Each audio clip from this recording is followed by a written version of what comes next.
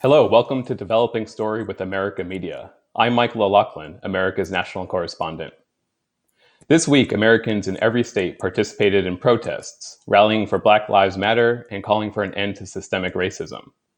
The protests even attracted the attention of Pope Francis, who spoke out about the killing of George Floyd by a Minnesota police officer, and Pope Francis called a Texas bishop to offer words of encouragement after the bishop was photographed holding a sign reading Black Lives Matter and kneeling in prayer.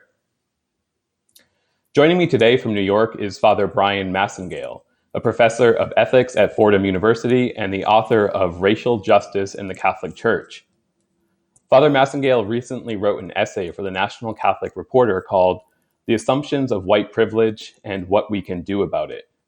He's here today to talk about these protests and how Catholics can respond at this moment. Father Massingale, thanks for joining us. Good to be with you, Mike. So you've been engaged in this anti-racism work for a number of years now, and it's a sad reality that police brutality against African Americans is not a new phenomenon in this country. So I'm curious what you make of this particular moment that's led to these protests across the country. Great question. I'm heartened by them in a sense, as you say, that this is not at all a new issue. I remember years ago, more than 25 years ago, when the Rodney King beating happened, and the protests weren't really national. What we're seeing now is a national movement, an international sense of concern, and I think some have likened this moment to what happened in Selma during Bloody Sunday, the 1960s, when the nation was horrified when they saw peaceful demonstrators being pummeled viciously by the police in Alabama, and how that moved moderate whites to have a concern for racial justice, even though this had been an ongoing struggle since the Montgomery bus boycott in the 1950s. Some are comparing what we see now to that moment. I think it's a little too soon to say whether it's going to be that kind of a Kairos moment, but at least it's my hope that as we're seeing these widespread protests across the nation and internationally, and we're seeing far more, young white people at these rallies and marches, that there seems to be some kind of a turning point. At least that's my hope.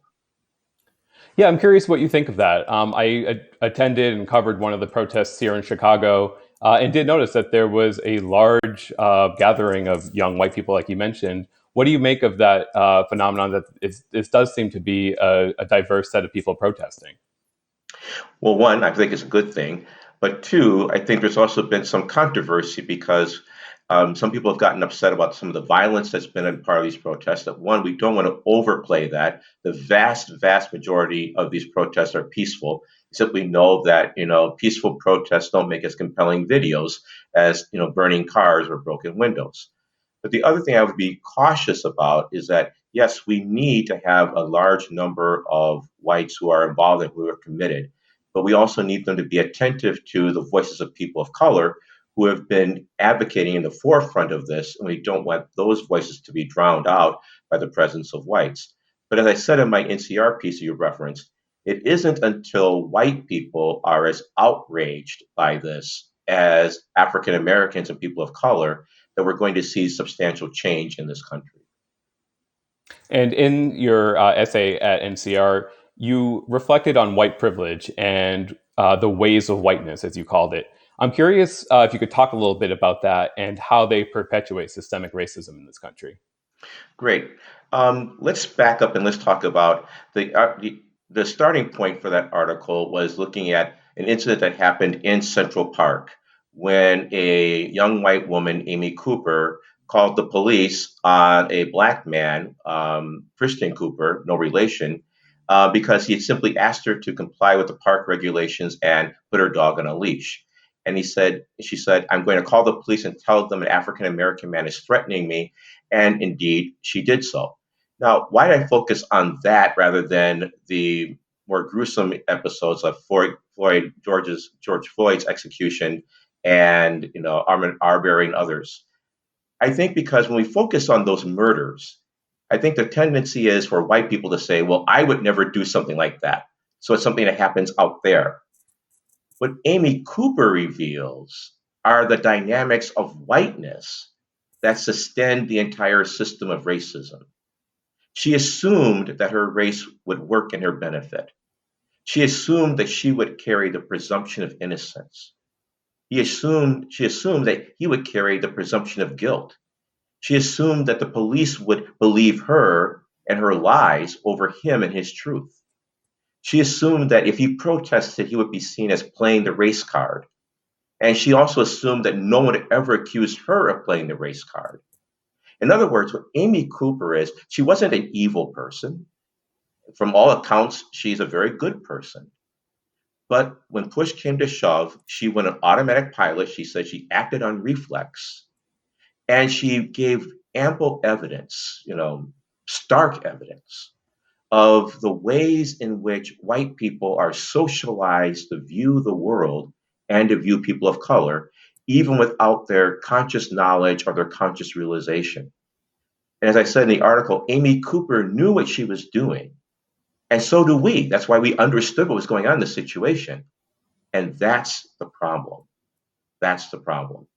And that she gives us a window into the ways of whiteness, how we understand, even though we don't want to admit, how race works in America and how it works to frame people of color in certain ways and how it works to frame people of white people in certain ways. And we know how it works, even though we don't want to admit it. And something that stuck out to me in that video, which is something you wrote about as well, was how fast that was. We see in the video the initial encounter and then Amy Cooper calling the police. And it, like you said, it was almost a reflex and it was incredibly fast. And I'm wondering if you can talk a little bit about how systemic racism and white privilege contributes to that, something that someone can just act that quickly. Well, I think it goes back to the fact that we live in a culture, as I said in the article, where no one gave anyone explicit lessons on how this works. It's something that we pick up simply by living in our culture. We simply pick it up by subtle clues such as who are the bad guys on TV? Who are the people who are generally in charge? Whose history do we learn? And whose history don't we learn? And all of those are subtle clues that accumulate, and without even knowing it, we're trained, or we hear it in the jokes that people tell. And, all of these things contribute to a deep socialization in ways that we're not aware. Now, if you'll, one of the things I've been thinking about the reaction I've gotten to that, got a lot of supportive reaction, but when I get reaction from some white people, they are insistent upon the fact that they are not like that. And it made me realize, and if I'm going to be a theological geek for just a moment, because I Please am, do, yeah. okay, it made me realize, I never realized how many white Christians believe in the doctrine of the Immaculate Conception. Now, we all know that the Immaculate Conception refers to that Catholic belief that Mary was preserved from original sin and she lived sinless throughout her life, and that she was not scarred by the sin of the culture around her. And what strikes me is that many white Americans believe that they alone, or they are among the privileged few who are unscathed, unscarred, unmarked by the racism that surrounds them. That somehow they are the exception. And to me, that's what Amy Cooper shows. Amy Cooper was, by all accounts, a good person.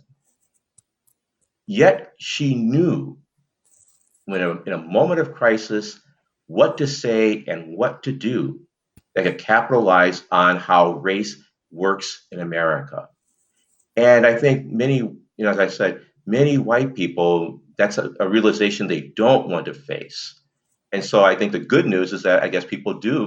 We found a way now how to talk about the Immaculate Conception in a way that people can understand, but I don't think any priest is going to preach about that in the future. And of course, acknowledging that the culture helps perpetuate systemic racism is not a way to avoid personal responsibility. You lay out a number of ways in your essays in which white people can not only reflect on how they might live out, this white supremacy, but ways to change as well. I'm wondering if you can talk a little bit about the steps that people can take to address this sad reality that we live in. Okay. As I said, one of the first things to do is First, make a distinction between being uncomfortable and being threatened. As I say, there's no way to have an honest, effective conversation about race in America without making white people uncomfortable. Because the plain truth is that the way race works in America is it works in favor of white people and against people of color. And we don't want to admit that. And when we say it that bluntly, people get very uncomfortable. And we want to default to this both sidesism kind of thing that, well, everyone's racist. Well, everyone is personally racist, but the system doesn't work for everyone in the same way. The second thing is to sit in that discomfort. And I say to let it be agonizing, let it be overwhelming. Because frankly, it's agonizing for me too. It's overwhelming for me too. And it's only when we become agonized enough, angry enough, and when we say, this is awful and it can't be and it should not be, then we begin to be invested in change. Another thing I say is we realize that we're all ignorant, that we're all taught a very sanitized picture of America that glosses over the painful, tragic reality of how races formed this country. And we'd be open to unlearning falsehoods and learning difficult truths. And then finally, well, not finally, but deeply, we have to pray. I'm not one of these people who believes that prayer solves everything. But I do believe that the kind of malformation that we found in Amy Cooper is not unique to her. And as Catholics, we believe that reflects a spiritual disorder. This reflects a spiritual wound. And until we have the ability to engage in deep forms of prayer, not just saying prayers, but deep forms of prayer, asking, because I wrote this on Pentecost weekend, asking the Holy Spirit to come into our lives and to change our hearts and to make us willing to see what we'd rather not see. Until we're willing to do that, then we're going to be caught in these perpetual cycles. And 10 years from now, you and I will be sitting on another Zoom conversation and talking about the same things and wondering why things haven't changed. I think we as Catholics need to be open to that profound grace of conversion. It's a word we toss around a lot, but conversion really means an about face. It means we're going in the wrong direction and we have to go in a new one, and we have to have changed hearts to do it. And speaking of the church and as Catholics, I mentioned in the introduction that Pope Francis called a U.S. bishop here who was seen protesting. But that stood out because he was one of a very small number of bishops who protested. A number issued statements, but overall, the institutional church has been not as organized around this issue, either historically or now, as it has been around other issues. You're being very kind. Well, and now here's the opportunity. Tell me, what do you make of that? What role does the church play? What role should it play? I'm going to be very, very honest because I think we're past the time for politeness. I have been very, very disappointed and even angered at the way in which the Catholic Church has engaged this issue. As we know, in 2018, the bishops passed a pastoral letter on the sin of racism, open wide our hearts. And I thought the statement was inadequate then. And I think the statement is so inadequate that it's completely irrelevant to what is going on now. And someone asked me the other day, well, what's the greatest weakness of the church's engagement with racism? And I say that the greatest weakness of the church's engagement with the sin of racism is that it frames its statements and its action in ways that are calculated not to disturb white people. In other words, the comfort of white Catholics outweighs the terror that people of color have to live with because of the racism of this country. And I say that not in terms of I want to tear the church down. I've been a priest for over 37 years. I've given my life to this institution. But I have to be honest and say that the Catholic Church has prioritized the comfort of whites over a commitment to justice. And we don't see this in other areas. We're more than willing to make people uncomfortable when it comes to our advocacy for life.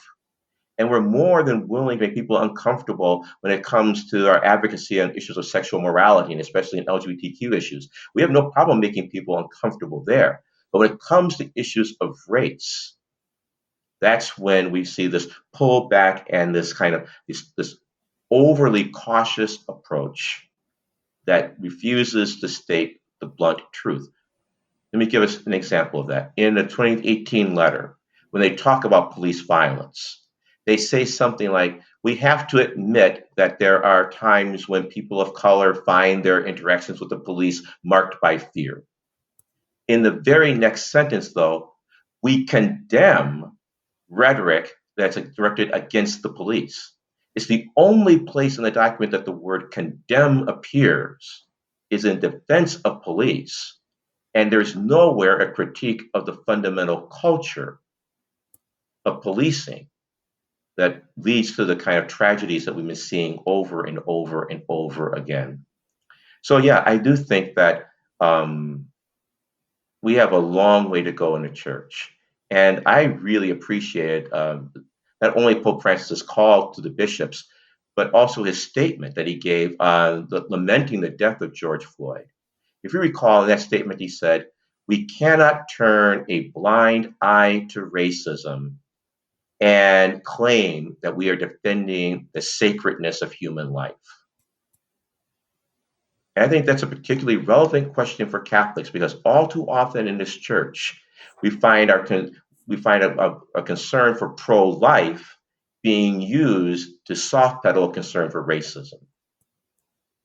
And we've seen that in terms of people supporting the policies of a president, saying he's a pro-life president, despite the fact that his administration has enacted draconian immigration policies, separating families, consigning brown children into cages, a president who's routinely insulted people of color, and yet Catholics will, justify their support for him because he's pro-life. Yeah, and of course, we've seen in 2016, the president won a pretty solid majority of white Catholic voters. He's making a Yes. special appeal to those voters today. I'm curious, obviously, a big story in the news this week was the president's decision to visit a church across from the White House and the next day to visit a Catholic shrine in Washington. What do you make of those visits and the way the churches were used in them? I think it's blasphemy and sacrilegious, to be blunt. We saw, I'm still trying to wrap my mind around the fact that we saw, police violence being used against peaceful, lawfully assembled protesters to clear the way so the president could go to the church to have his picture taken with the Bible. That is so offensive to not only everything we stand for as Americans, but what we stand for as believers in Jesus Christ. Then to simply go to the shrine of Pope John Paul II to pose in front of that statue, to wrap himself in the mantle of a pope who, on his last pastoral visit to the United States in 1999, called racism one of the most persistent and destructive evils of the nation. I think Archbishop Wilton Gregory of DC was absolutely correct when he said that that visit was reprehensible. And so I'm grateful that Archbishop Gregory called it for what it was. And my hope and prayer is that his brother bishops would have the same courage and clarity of moral vision to do the same, and to realize that what the president is doing is deliberately manipulating sacred symbols of our faith in order to justify plainly immoral policies. I want to get back to something you mentioned a little while ago. You said that when it comes to racism, the church seems okay to allow white people to feel comfortable, not to challenge too much. But you mentioned that on issues of sexual morality, especially LGBT issues, there's not that same kind of concern. And in your own ministry, your own career, you've been a strong advocate for LGBT people in the church. You worked in HIV and AIDS ministry early on in your career, a topic we covered in our podcast, Plague. And I'm just curious, how do you see these two issues connecting when it comes to the church, both the anti-racism work and the fight for dignity for LGBT people? Well, let's start with the obvious, and that is there are LGBT people who are persons of color. Let's start there, because I think that's something even sometimes LGBT people sometimes tend to forget. They tend to think LGBT issues are white issues, and race is over here. The thing that ties them together is not only the overlapping constituency. What ties them together is our commitment to the equal human dignity, the sacred human dignity of every human being without exception. When I teach this in my Catholic social teaching classes at Fordham, I say, we believe in the sacred, inviolable dignity of every human being as created in the image of God, full stop, no small print, no exceptions. And I think that what we see both in racism and what we see in homophobia or heterosexism is the human tendency to want to insert a but. That, well, these folks, because of their racial identity, aren't quite in the image of God. Or these people, because of their sexual behavior or expression, aren't quite in the image of God. Or we want to put qualifiers saying, well, I'm for, racial justice as long as they're not too angry. Or we want to defend LGBTQ people, but we always have to insert that their behavior is immoral. I think we need to finally understand. I said this in a recent essay. My ministry is trying to help the church to catch up with God. God has given people of color equal dignity, value, and worth. God has given LGBT people equal dignity, value, and worth. And we need to catch up with God and to finally be a church that can assert our belief in the equal human dignity of all of God's creatures, and then commit ourselves to advocating for their rights so that they can live a full human life and fully participate in our church as befits their dignity as God's children. Great, thanks. And Father Massingale, as we wrap up here, a number of Catholics will be returning to Mass this week, some for the first time in several months. Others will be watching on Zoom, tuning in to virtual celebrations. What message should Catholics be hearing this weekend when it comes to racism in the church? What do you hope your brother priests are preaching about? Well, if they're going to church this weekend, it's Trinity Sunday. And Trinity Sunday professes our belief that in God one finds diversity without subordination. What one finds in God is distinction without separation or division. And I think the Trinity, I think that the church teaches that the Trinity is a model for human societies, and that we are advocating for justice, not because we want to be politically correct lefties, as some people say. We are advocating for justice because if we're created in the image of God, then our differences are not a cause for division or fear. Our differences should be something that are celebrated. And so now we have to move beyond rhetoric, and we have to create the policies that reflect a real honoring and prizing and cherishing of the diversity of the human family. Okay, thank you. It's Father Bryan Massingale, Professor of Ethics at Fordham University and author of the book Racial Justice in the Catholic Church. You can read his recent essay about white privilege at National Catholic Reporter. Father Massingale, thanks for joining us. We appreciate it. Thank you, Mike. It's great to be with you. Okay. I'm Michael O'Loughlin, America's national correspondent. Subscribe to our YouTube channel for more videos on topics like this, and read all our coverage of these ongoing issues at americamagazine.org. Thanks for watching.